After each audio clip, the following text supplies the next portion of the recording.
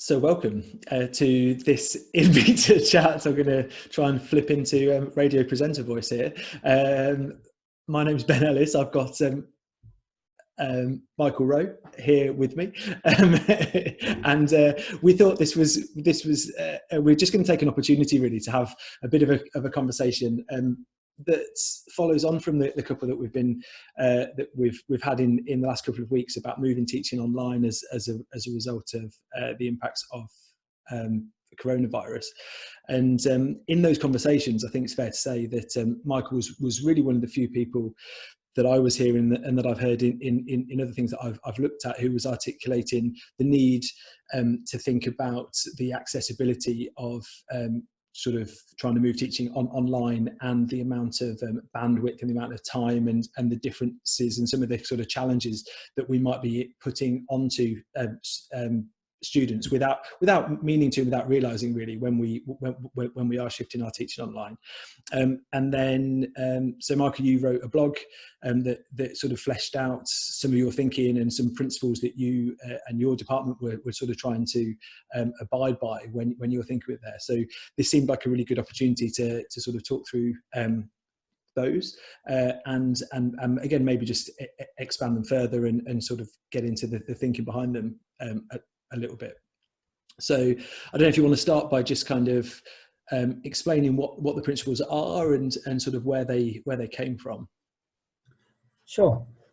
So yeah, I mean, as you say, I think over the last week or so, I've written a few posts that are kind of more or less clustered around the same idea, which is that we're not really approaching this, I think, as a profession in a way that takes into account the very wide variety of access that students around the world really enjoy. So, you know, we have different kinds of access. We've got access to devices, access to the internet, access to the kinds of knowledge that you need to be able to use the internet effectively. And so when we talk about access, we're talking about it in as broad and inclusive a way as possible. And something that we've had to think about a lot in our department is the fact that we estimate, just based on very informal surveys we've done with our students, that 20 to 30% of the students just don't have a reliable, stable access in one of those three different ways. So they don't have a device, or else they're sharing a device with other family members, or they've only got a smartphone and the smartphone can connect to the internet, but you know, you can't write an essay on a smartphone. And so we've decided in our department that we have a set of values, and either those values matter or they don't. And if you decide that the values matter, then you have to think about how you operationalize them. And so how do we put into practice the things that we say that we care about? And so, you know, in discussion with my department and my colleagues, we've, you know, come up with a set of principles that we think prioritize the students' learning, you know, over and above other things. And so that's really where where these design principles came from.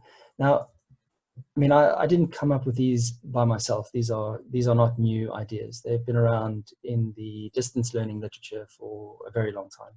And so if we look at, you know, distance learning, it, you know, goes back more than 100 years. People weren't worrying about, you know, whether it's asynchronous or synchronous, or whether or not it's offline, online. So there are principles that exist that we can use to draw from. And so just in our reading and in our discussion, we've decided that these would, I guess, disadvantage the fewest students in our department. I guess we thought that this is the least worst version of remote teaching that we could do. So just for context, are these principles that you've been applying for a period of time? Do you do any of your teaching in a sort of distance or online way, or is this predominantly, you know, been pulled together and formalized in response to the shift because of coronavirus? So up until recently, we were all in on online blended learning. Our entire curriculum can run online. I think, if not the entire curriculum, then a significant portion of it. So we're completely comfortable online. We use Google Docs. We use you know, all manner of video conferencing. So we've got groups set up in WhatsApp. You know, but it makes the assumption that while the students are on campus, they have access to reliable internet. And there are computer labs everywhere that students can get access to. We've probably got about 20% of our students staying on residence, so they've got full uncapped high-speed fiber coming into their rooms. So we are no strangers to online learning. What we realized is that as soon as all of our students were sent home, they don't go home to the same environments that they are in when they're on campus. So we've got students staying in very remote areas of the country where even if they could afford the internet connection, there is no internet, there are no phone lines. We've got students who live in huts in small villages in the side of a mountain. Even our students who are staying in urban areas struggle to get internet access in some of those areas. So usually we spend a significant amount of our time working with our students online. And as soon as this happened, we realized that all of that had to change. So yeah, that's the context. We're actually trying to go backwards. While everyone else is trying to get online, we're actually trying to figure out how we move as much of our work offline now as possible. So yeah, I mean, the first thing that we decided was that asynchronous interaction was going to be really important. So when you don't have everyone online all the time, you can't expect synchronous interaction with students. And because our students are sharing devices with other family members, we can't say that we expect all of our students to be online at 9 o'clock on a Monday morning, because that may be the time that their parents are using the one laptop in the house to do work for themselves, or maybe their brother who's older, maybe that's their time period to be using the laptop. So we very quickly realized that we wouldn't be able to require any kind of synchronous interaction. So we decided that asynchronous would be the only way that we go. So there are no face-to-face lectures that take place at any point. Which brings us to the next one, which is that we work offline as much as possible. So there's no there are no lectures that are online. There's no streaming of any kind. We've decided that anything we need the students to learn from, we have to provide. And that's either through the university's learning management system or by email. We're still experimenting a little bit around Google Drive because we've got most of our curriculum sitting on Google Drive anyway. It would be great if we could just carry on using that. The problem is that our university hasn't been able to negotiate zero-rated access with the major cell phone service providers. So what that means is that the university negotiates with our service providers to provide free internet access to certain domain names.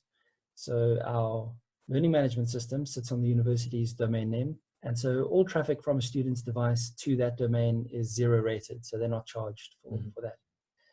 But Google Docs doesn't sit on that domain, and ironically, neither does the student's email. So, so we've got that issue where most of our curriculum is sitting in Google Docs, but it's going to cost money for the students to go and get that information. Even if we email it to the students, it's going to cost them money. One of the benefits of the email, though, is that we can compress everything as an attachment to the email. So we can take a relatively big Word document, PowerPoint presentation, whatever, and using text compression, you can get rid of 90% of the file size.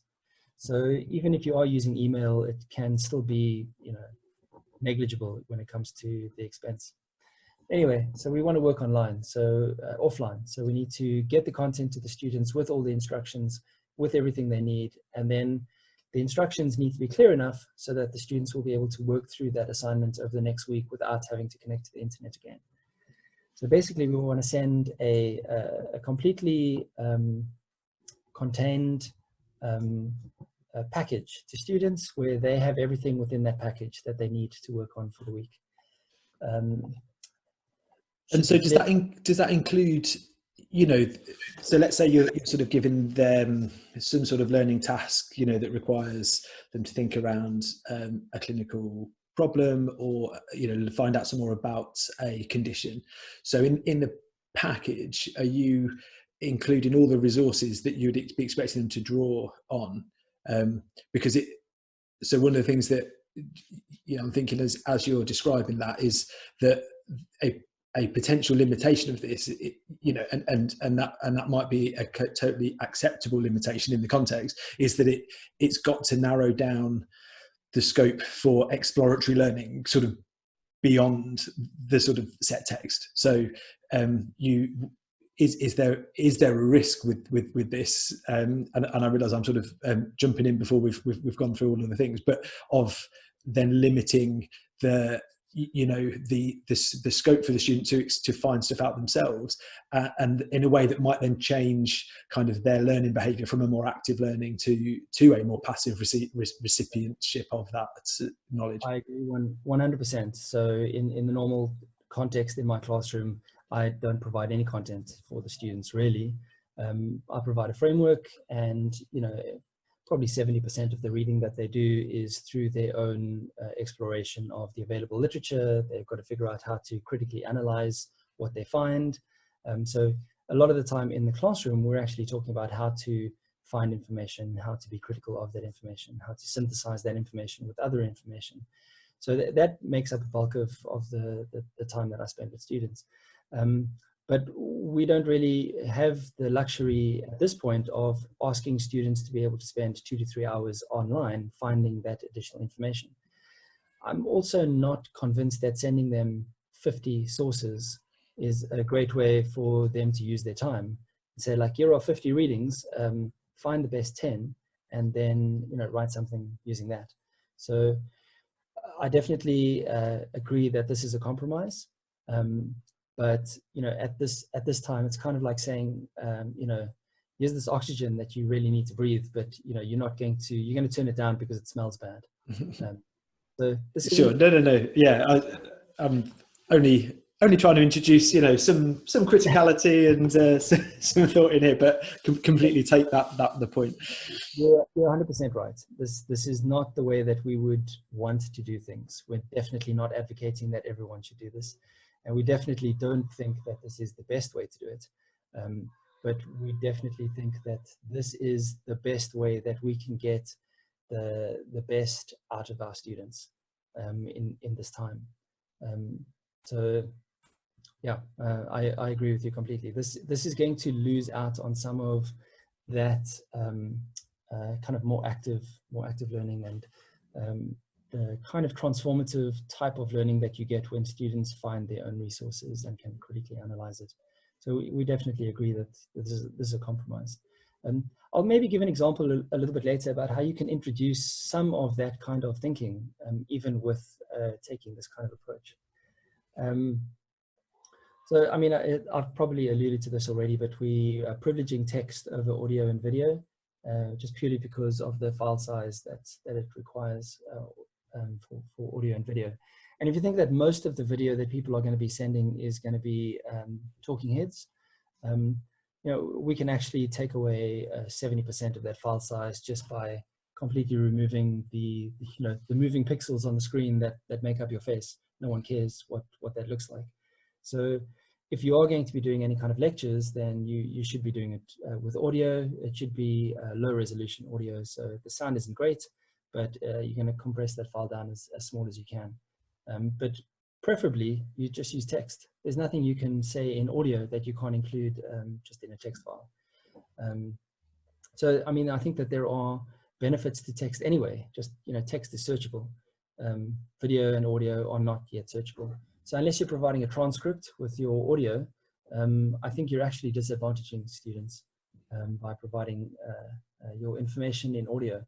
And if you just think about trying to learn from audio, if every lecturer in your department is providing, even 3 to 5 audio files, and now a student has to prepare for an exam by reviewing the content of those audio files, you're basically telling the student it's your job to extract information from this lecture. We should just be providing that information to the students via either it's a transcription or you're just providing that content in the first place. So again, I agree that this kind of does limit those kind of additional approaches to learning that we might like. I think that's very valuable for students to listen to a lecture and do the cognitive work involved in trying to extract meaningful information from that lecture in their own notes. They encode that information in a very different way when they take their own notes compared to when they are just trying to memorize the notes that you give them. Mm. So again, I'm not saying that this is the best way of doing things. I'm just saying that this is probably the way that we can get the most students through the system with the least disadvantage. And then the other thing about text is that text can be marked up, which means that any text that I give you, you can edit. So you can highlight, underline, add comments, insert your own language in the document. You can copy and paste that information out of the notes that I give you into your own kind of learning management system. So, you know, you can't do anything with audio and video. Well, you can, but it requires an investment in learning how to do that editing that I don't think is reasonable to expect students to do at this point. So I think by and large, text is just better for learning, but it has the added benefit that the file size is really, really small, and you can share an enormous amount of text in the same kind of size package that you can do with video. Far more text. Text is far more information dense than video. So I think we should privilege text over audio and video. As just a question from the perspective of the teacher, are there implications for that in terms of what the time taken to kind of produce material looks like? Because I feel like if I was going to put, if and I could be wrong here, I feel like if I was going to record audio, that I'd have the ideas in my head and it would sort of form itself into a shape over the time that it took me to sort of say it. Whereas I'd probably spend, you know, 2 to 3 times that amount of time agonizing over the text and getting the text more kind of correct before I sent it. So there's some level of kind of text is maybe more unforgiving on the info. You know, it's like you've given me this in sort of black and white, whereas in terms of a lecture, I don't think the expectations there in quite the same way that you know, I've given the definitive version of it as I've spoken. And so whether, I don't know, I was just interested whether that's something that has sort of cropped up or that you have experienced yourself kind of coming up against. I hear what you're saying, and you know, my own preference is to walk into a classroom with, you know, I've got a general structure in my head of, you know, what it is that I want to talk about, and then we just talk. So I don't, you know, I have the slides up there, but the slides are really to kind of trigger my own train of thoughts and keep me on track, so that, you know, we don't get too far off the topic. So the way things that we generally run things in, I guess, in the country, we have an understanding that probably 30% of our students will be able to buy the textbooks that we prescribe. And so we provide notes for students that generally cover the bulk of what it is that we want to go through in the curriculum. And then students, we expect students to kind of mark up those notes and add their own research. But most departments are going to have a fairly comprehensive set of notes that cover the bulk of what we're expected to cover in the curriculum. Now we'll probably provide those notes to students, or what we actually do, what we've done in the past is we really just flip a switch in Google Drive, and now all of a sudden that whole cohort has access to all of the notes, all of the slides, everything in the program. Within certain modules, obviously, I think they're not all at that level, but it's that easy, just because we know that most of our students can't afford the textbooks. So in this situation, we just fall back on those notes. Yeah, it's quite interesting because I think that, and I might be particularly bad for having a complete paucity of notes that I would kind of, because I tend to teach in the same kind of way, and then it would seem like not a great use of my time for me to sort of transcribe and like reword textbook information into another format to give to the students, although I totally understand that the context is different and why you may do that. So in a context where I'd provide a link to a chapter on an ebook that was held by the library, then that would be the potential solution to that. But it comes with its difficulties in that you're not able to annotate it in quite the same way as that text file, and that again the kind of level of bandwidth is higher, particularly if you're going to kind of read it online rather than download it as a PDF. So I don't know, it's definitely making me just think through, okay, what are the pros and cons here, because even if a small proportion of the people that I might teach aren't going to be able to access that in the same way, or that's going to be a frustrating experience for them to try and get the information in that way, then I might, the flexibility on my part might need to come from providing more written material than I would tend to do, and that I might feel comfortable doing often, but having to kind of have that bit of give and take, because as you say, as the learning changes, then the resources that we need to supply for it are going to have to change in response to that as well, aren't they? Yeah. So I mean, look, I think we're very similar. My approach to learning is like, learning is their job. And so I provide a guidance, a framework, but it's not my job to provide all of the content. And it's my job to say, look, there's a great chapter in this textbook, read the textbook, it's in the library. Here are, 3 publications that I think, really do justice to this topic. Or here are 4 articles, 2 of them provide one side of an argument, 2 of them provide another side. You make a decision about what you think is right. But I'm giving those resources. I'm giving the students some kind of a framework that they can use to interrogate those resources. But I'm not really all that concerned about what the right, in air quotes, answer is for these problems. All that I'm really concerned about is whether they apply significant cognitive effort to figuring out the answer that makes sense to them. And because I teach professional ethics, that kind of fits with what I'm trying to get the students to do. I don't want to give them the right answer. I think if you're teaching anatomy, it may be different. But yeah, so I agree. I would rather direct them to a resource, that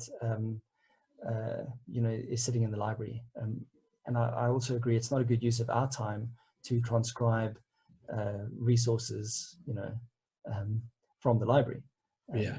But again, but maybe what we're saying there is that it depends on what already exists. So to kind of go from a situation where that sort of like written set of notes doesn't exist is going to be quite time consuming to then produce it in response to this, which may be a short-term change that we're making for the next, sort of 6 months, whereas if those resources exist and you would previously release them kind of gradually, but now you can make the shift and release them so that the students can access them and engage with them as they need to. It's making the best use of the resources that you have, isn't it?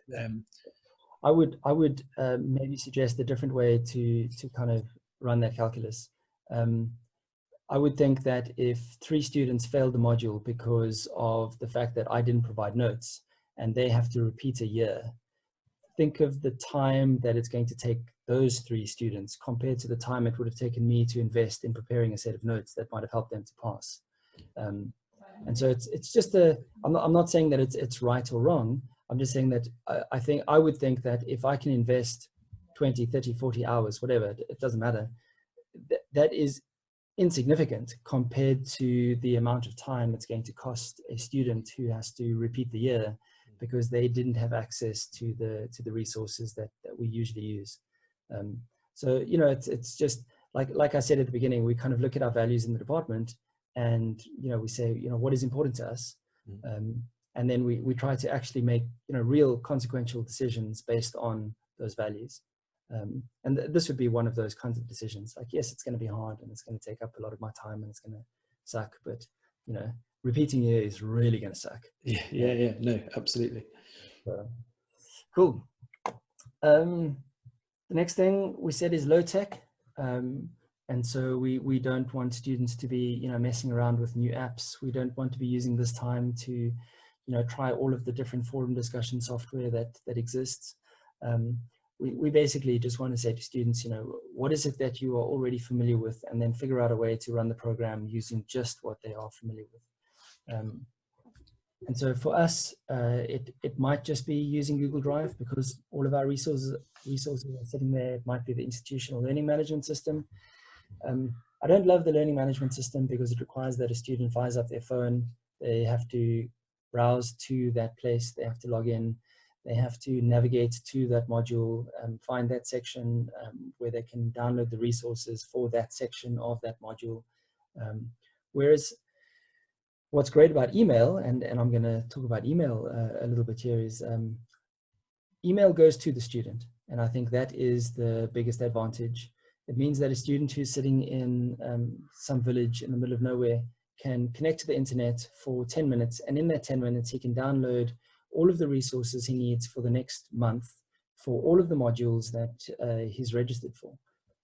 He doesn't have to go anywhere. He doesn't have to think about it. He literally connects to the internet, opens his email app, everything downloads, it comes to him. He doesn't have to go anywhere to get that. And I think that's a really useful thing to think about. Almost everything that we give to students, we give them a URL and we say that they have to go there. Email comes to them, which I think is a powerful metaphor in terms of how we're thinking about the interaction with students. There's no new software that has to be installed. Email is one-to-one private, it's one-to-many public. You can attach any kind of file to an email. Email doesn't stop working. You don't ever have to worry about an outage because of the way email is set up. If servers go down, email gets rerouted. Like, email just doesn't fail. So it's probably one of the most stable technologies that exists on the internet. It supports asynchronous communication. Everything is text-based. Everything is searchable. And most people know how to use email. So yeah, I really think that we can get very far just by using email, with a few changes to how we use naming conventions in subject lines. And obviously we have to communicate with students around how we're going to be using it. But I really think that we need to go for the lowest common denominator when it comes. You're back. Sorry.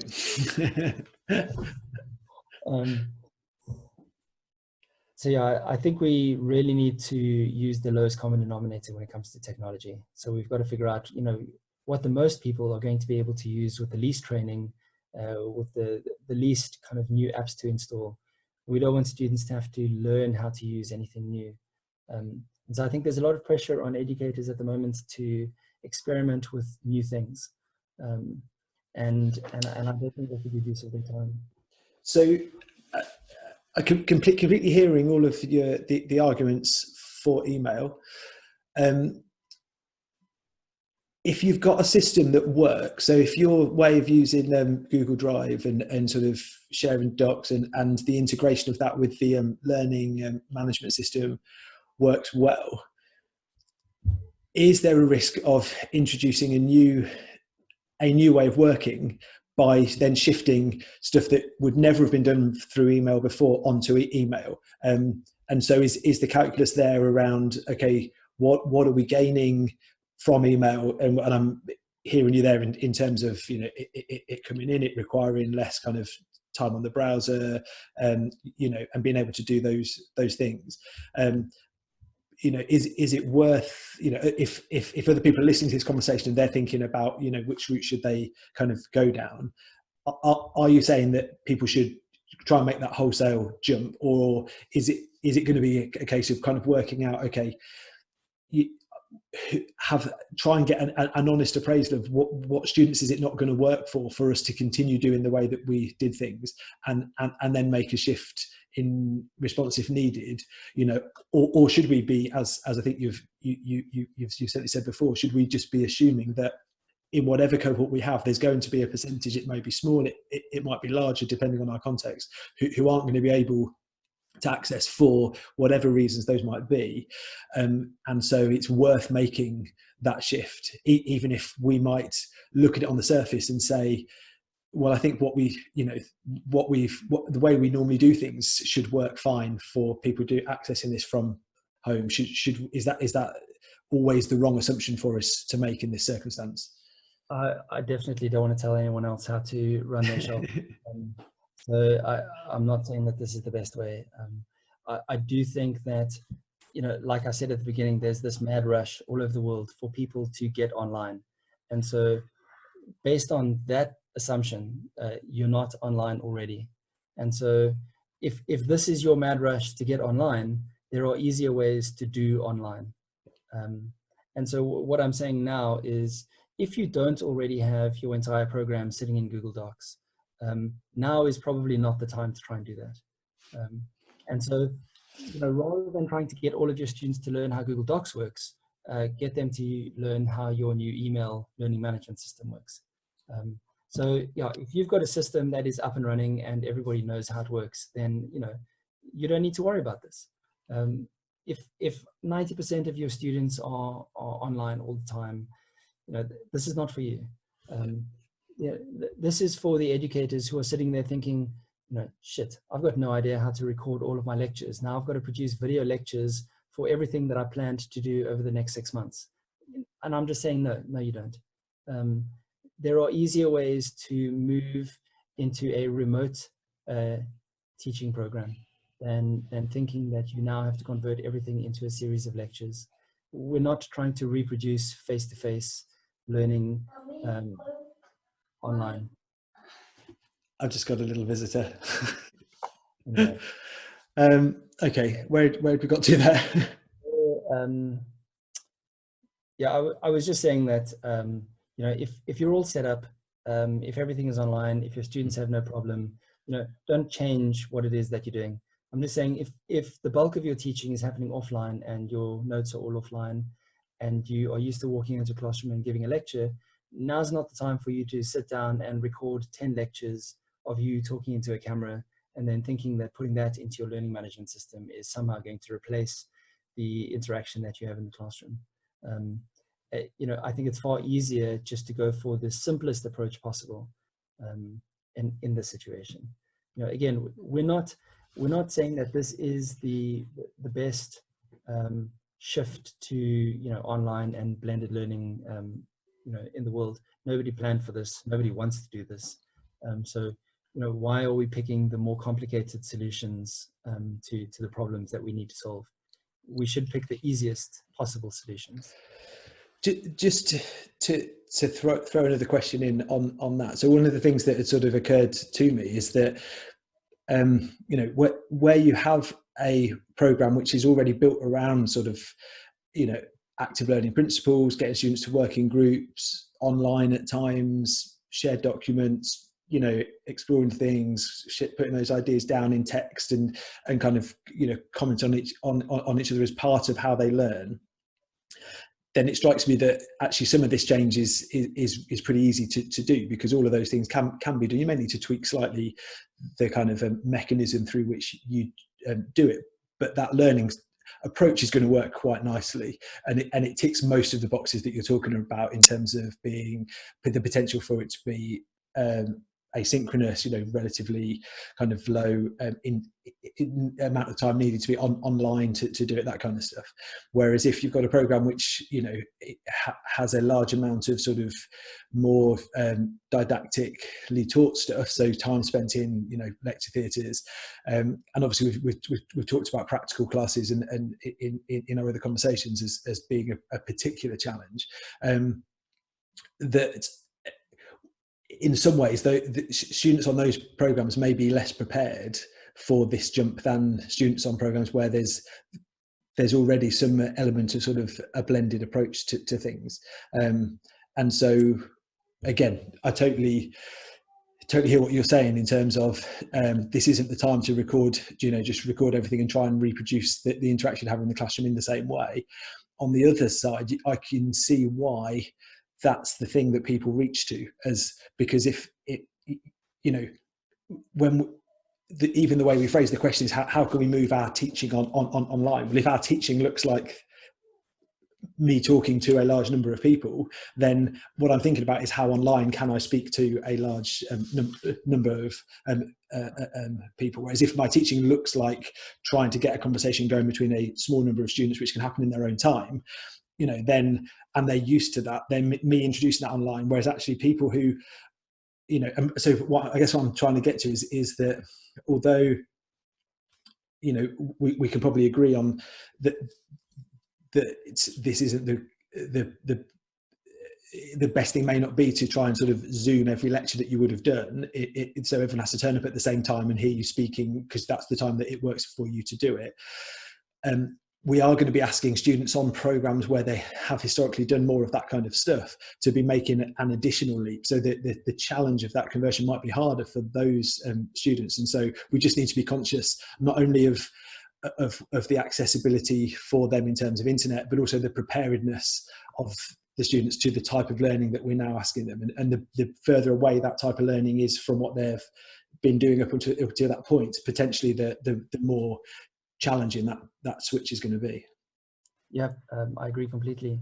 And if you're someone who walks into the class and reads your notes, off of slides to students, then this is even easier for you, because all you have to do is email them your notes and your slides. You also don't need the video lecture to kind of replace that didactic teaching approach. And if you are encouraging your students to take a more active approach to their learning, then again, this is relatively easy, because you are providing them with prompts, and then they use those prompts to go and write. And then I've mentioned this example. I'll come back to how I'm thinking of trying to do this with my students, where we bring in peer review and all sorts of things like that. But yeah, I agree. We don't want to completely change the mode of students learning. So if they're used to just having to do rote memorization of all the content that you give them, then keep going with that. But now you just have to email them all of the content, rather than, or put it in your learning management system, or put it in Google Drive. But you don't need to video yourself telling them. They can read. So we can just send it to them in some other ways. Mm-hmm. And so there was something that you said that got me thinking, and I think you're right. The language that we've been using is all wrong. When we say we need to move our teaching online, that's exactly what we're trying to do. We're trying to reproduce what happens in the classroom online. We should actually be saying, how do we get students to learn by themselves? And so I think that changes the way that we frame what it is that we're trying to do. We don't have to move our teaching online. We need to try and get students to learn independently, away from us, away from our guidance, maybe with stimuli, maybe with inputs. But it's not about reproducing our teaching in an online space. So I think that's a good way of thinking about it. I'll reflect on that a bit more. Anyway, the last thing is that we're just kind of suggesting that everything is flexible. So deadlines are flexible. The format of student work is flexible. So just things like I mentioned earlier, the impracticality of trying to type an essay on a phone. And so my students in my module write a lot.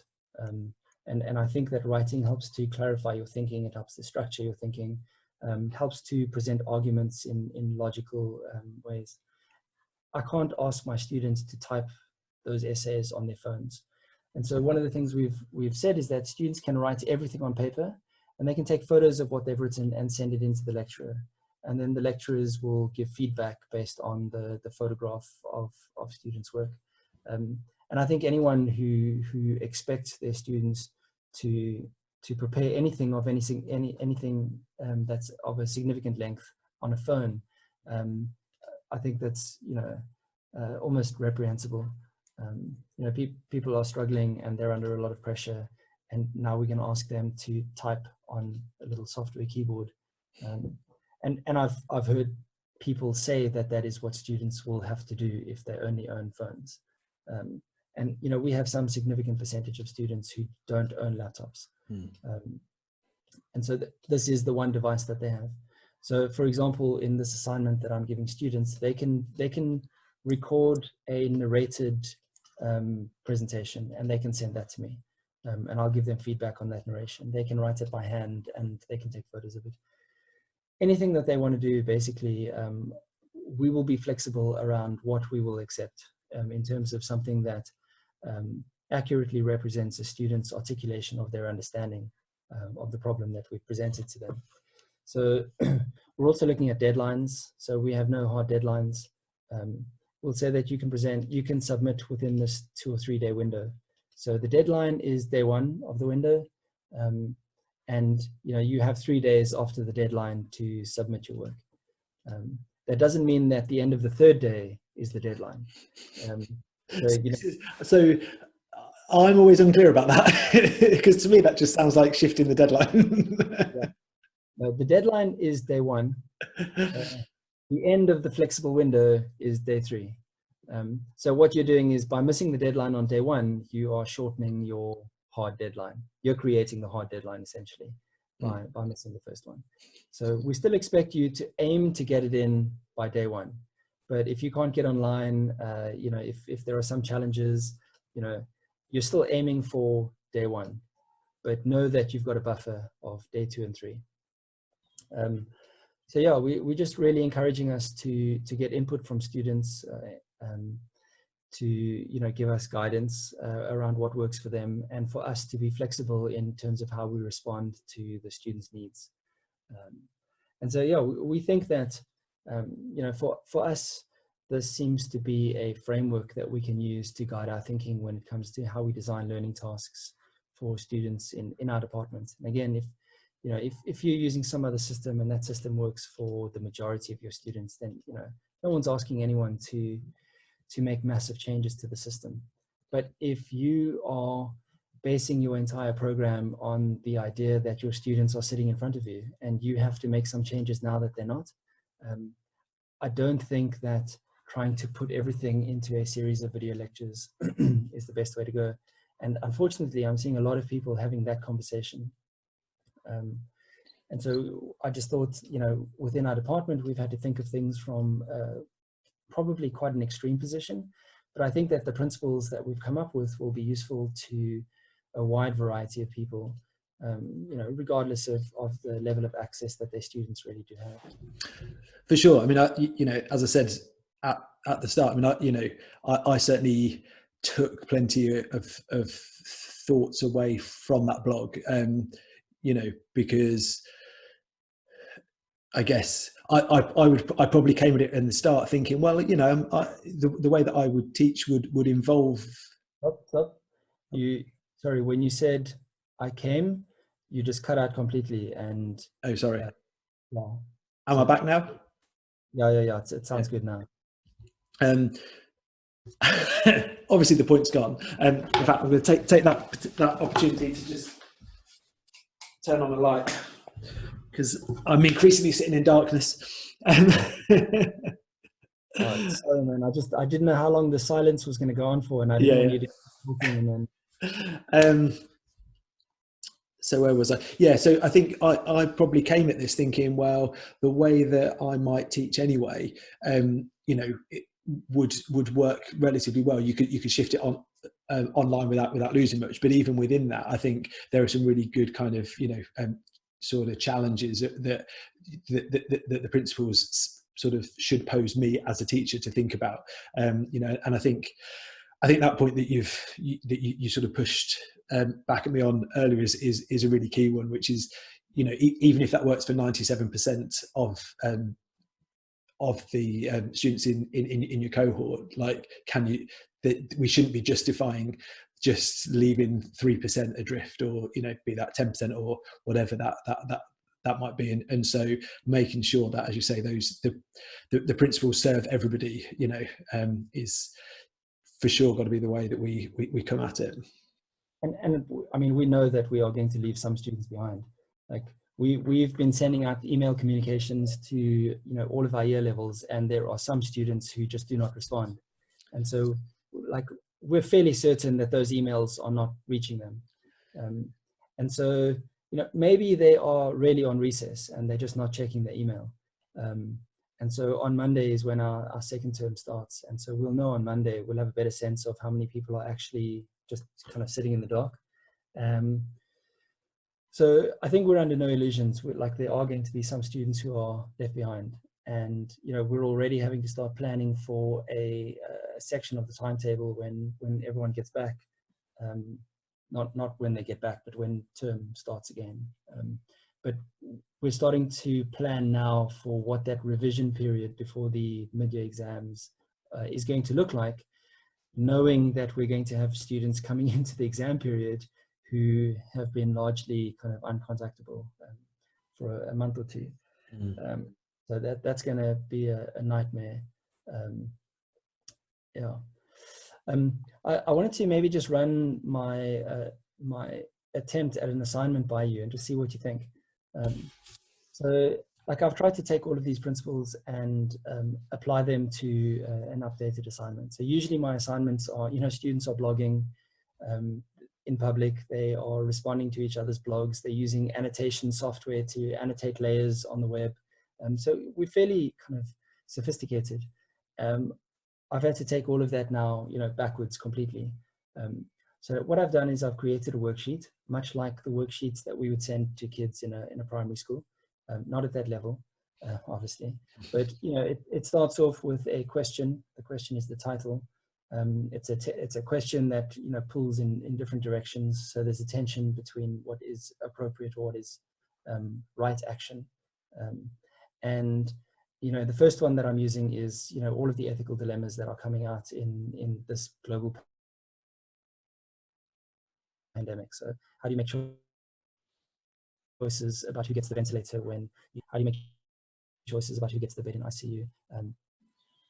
What do we think about doctors and nurses putting themselves in harm's way? What about doctors and nurses who are compelled, who are not allowed to take leave anymore because you know, they're expected to work in?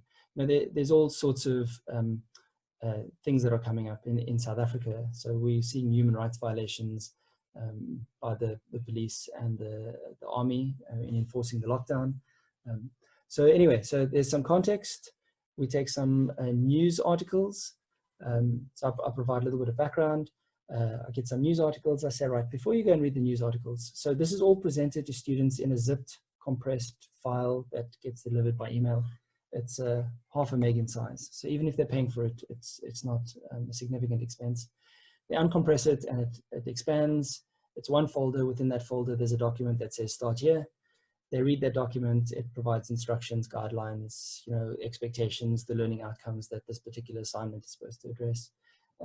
Basically rules of engagement to say, you know, this is how I'm thinking that you will work. These are my contact details, you know, get in touch anytime.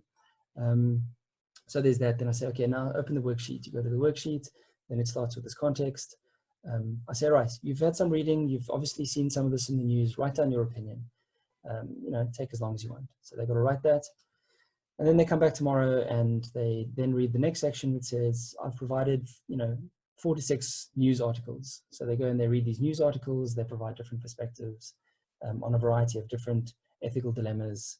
I say, right, now that you've read these news articles, go back to your opinion and, you know, think about it. You know, has your opinion changed? Do you think that this is right, wrong, whatever? Think about it, reflect on it.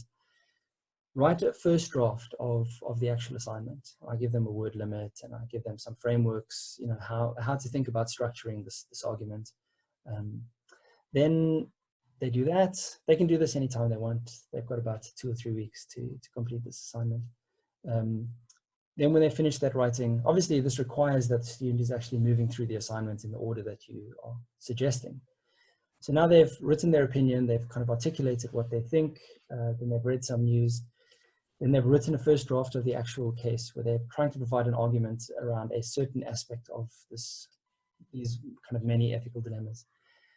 Then I give them 2 or 3 research articles to read. Then they have to take a critical position about the research articles. Should we trust these papers?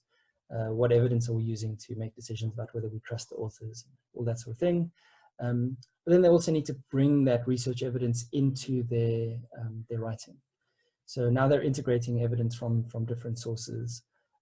So now I'm asking them to actually do real academic work. It's, you know, they've started with an opinion, then their opinion's informed by mainstream news.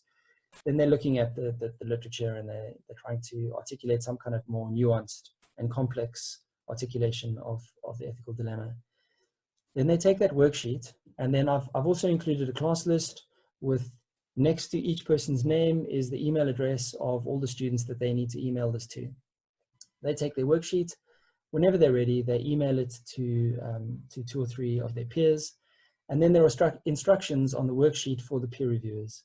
And they have a certain period of time to provide input to each other. So in that folder, there's a list of guidelines about how to provide constructive feedback. So I say to the peer reviewers, before you give your review, go and read this document. And in that document, I give some guidelines and I provide some resources so they can do additional reading if they're able to, but they've got a basic framework. Then they give each other feedback and they send it back to the original student. That student uses that feedback to refine their thinking, to make changes, to edit the documents. So now they've got one round of feedback. Hopefully they get 2 or 3 rounds of feedback if every student responds and does the peer review. But there is a mark allocation for the peer review, but it's small. So, you know, if you're unable to do the peer review, then you don't lose out too much. So the student hopefully gets 2 or 3 rounds of feedback on their document. They make some changes. They then complete their writing, their argument, and then they submit it to me, and then I grade it. So all of that requires that they go online 3 times, and not very long because it's a Word document that is, you know, insignificantly small. There's a peer review component, so there's some kind of collaborative learning, and multiple rounds of feedback, and then they submit the final version for a grade. So that's how I've kind of got my head around this. As I've said, they can do all of their writing offline with a pen and paper. It's like it's a worksheet, so they can do that. And so the feedback that the peer reviewers would give back, that's in an email, not on the document necessarily, or it could be depending on how it's sent. Yeah, so if I send you a Word document, you can either mark up that Word document and email it back to me, or you can write me an email, because maybe you can't open the Word document on your computer. Maybe you don't have a computer. Maybe your phone doesn't open the Word document. So if your phone doesn't open the Word document, you can't give feedback. Yeah. You just write an email back to the person and say, look, I'm sorry, I can't. CC me in, and so I know what's going on. Or it can be an audio file, it can be a voice message via WhatsApp. How they provide the feedback is inconsequential. Yeah, sounds good. I mean, I can see how the principles have been applied sort of through that, but still to give. And how much interaction are you expecting to give along the pathway there? So, like, it sounds like a really neat, you know, everything, all the instructions are there, everything is kind of good to go. Are you anticipating that you're also going to have to provide prompts to sort of move students through the sort of steps of that as it goes, or are you expecting that they'll manage that? I've tried to prepare it so that it's kind of completely what's the word, self-sustaining almost. Like once you've started, I've tried to write the instructions very, very clearly to make it obvious to students what the next step is. But I've also said, you know, you contact me anytime. Here's my phone number, I'm on WhatsApp, my email address. If you ever have a question, you can contact me. Yeah. Because the reason that I asked that is I think, you know, one of the challenges from switching to sort of working more distant is actually how much information people take out of kind of emails or other kind of methods of communication, where the temptation can sometimes be to write relatively long emails with, like, you know, and I definitely do this. You're like, okay, I now need you to take these like 4 steps, you know, please do this, email me that, send me this. If this applies, then you can ignore that bit, then do that, you know, and you know, and if you send an email like that to sort of, you know, your academic colleagues, like the percentage that are going to have completed those actions as requested, I would suggest is going to be small, like really small. And I'm sure I'd be the same if somebody sent me that email. There'd be I'd miss an element, or I'd, you know, whatever, like. And so I was just interested really, because you know, and I think there can be that level of anxiety that I really like the ethos and the point you were reflecting on before about, okay, this shouldn't be thinking about we should be thinking about how we move our teaching online, but we should be thinking about how the student can learn independently without us at home at this point in time. But there is that like letting go, isn't there? You know, so the amount of control that you have over the teaching, the activities, you know, you're having to let go of.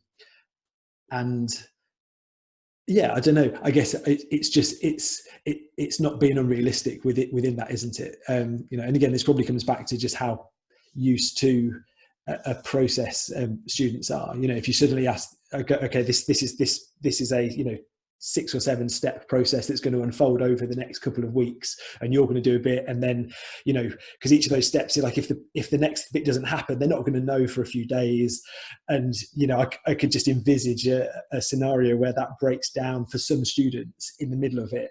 And so it's how much of an eye you can keep on, like, is everyone ticking, going over the hurdles bit by bit? Do you know what I mean? Have I lost someone at step 1, which is then going to have an impact on their ability to do step 3 for the 2 students who are sending their stuff to them? Do you know what I mean? And that sort of shepherding everyone through seems like that might be the organisational aspect that's tricky. Yeah. Yeah. I don't really have much choice though. No. And I think that's like, you know, usually I would have a sense of, you know, who's showing up for the lectures. I have a sense of who's participating in the class conversations. This is like fire and forget. You know, I'm going to send off an email, and the next I hear from these students, maybe in 3 weeks' time, when 60 of them send me an email to say, like, here's my completed assignment. Yeah. But perhaps this is a good thing. Do you know what I mean? Because it's so easy often, isn't it, to get into like this kind of paternalistic approach of like, well, we've got to make sure that everyone signs in and, you know, ticks their boxes about attendance and all that kind of thing. You know, and actually, you know, some of the positives come out of this could be that this is a more sort of, you know, adult learning approach. It is acknowledging that people are living complex lives. People are adults. They are having to juggle care and responsibilities, and, you know, working out when they can do this stuff and what suits them, and actually, you know, hopefully giving that responsibility back to the students to do it could well be a really positive thing in terms of what they take out of it, rather than the first go-to for any issue being back to the staff member who's set the task or who's in charge of that teaching session, you know. And to be clear, I mean, this is not my default is not to provide a list of instructions and all of the relevant resources you actually need to complete the work. That is not in, you know, the way that I usually run things. But I keep thinking back to, you know, you know, I love an open learning environment where the boundaries in which students can move are very, very fuzzy and porous, and, you know, there's a lot of exploration and all of that. But I know that there are 30% of the students in the class who don't have that space. And so to provide a completely open-ended question without guidance and a lot of structure means that I'm basically saying that 30% of them I know are not going to be able to complete the work.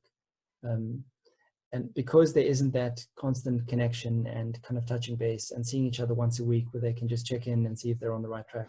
And so I've had to really think about, you know, what if the only interaction I have with the student is when I send them the work, and the only interaction that they have with me is when they get online in 3 weeks' time to send it back. So again, this is not for everyone. I'm not saying this is the best approach, but I think that there's a lot that we can take from thinking about, you know, how we might run this if we really were relying on a postal system. Well, I think there are, you know, there should be then some really good takeaways from that back into our teaching. If the circumstances have forced us to do that and look at this and think, is it understandable? Can the students see why I'm asking them to do this? Are they going to see the value in doing that to actually carry it out?